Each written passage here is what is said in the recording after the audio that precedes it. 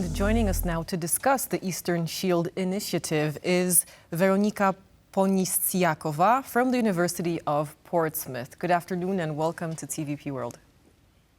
Good afternoon. Thank you for having me.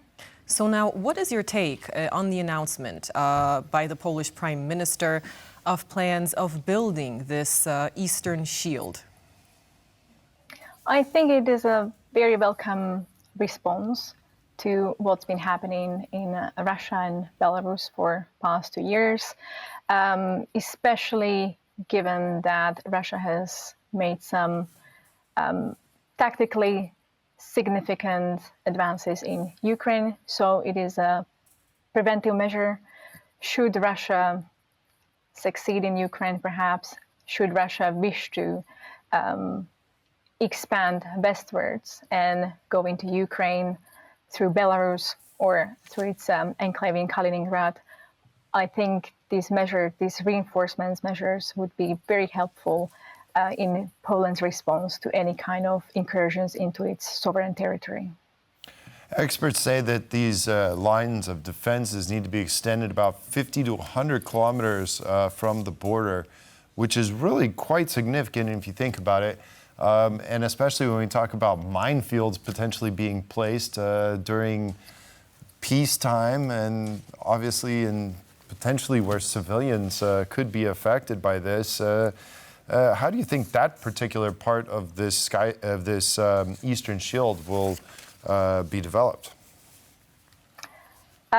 First of all, I think we will need to wait to see how this action plan translates into.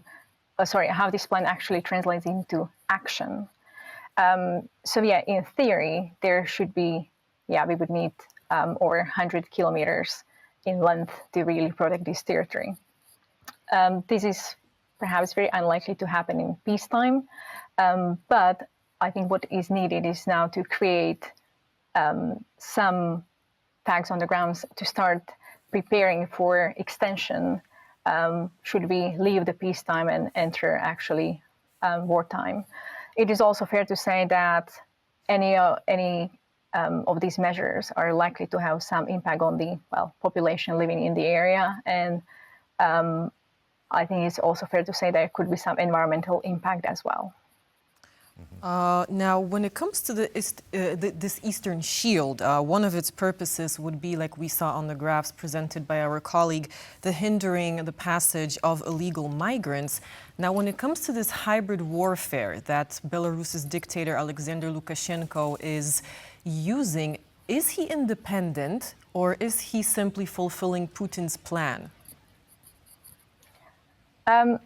First of all, I would start that weaponization of migration, it's not something new and has been used by Belarus and Russia before. So that is something to note. Secondly, I would label Lukashenko as complicit in Russia's invasion of Ukraine and Russia's ambitions. So I would just see him as an extended hand, absolutely complicit in everything that Putin does. So these two going hand in hand, I think that we don't really have to even differentiate between these two. Okay, well, Veronika I'm having a tough time with your name. Excuse me, Poniscjakova. I hope that's right. From the University of Portsmouth. Thank you very much for joining us today. Thank you. Thank you for having me.